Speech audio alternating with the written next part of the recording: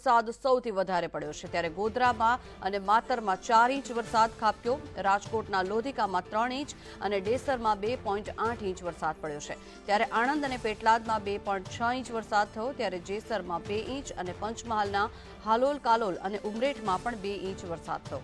આણંદના સોજિત્રા અને સાવલીમાં પણ 2 ઇંચ વરસાદ થયો. ત્યારે ઉમરગામ, ઠાસરા અને મહેમદાવાદમાં પણ 1.8 ઇંચ વરસાદ થયો છે.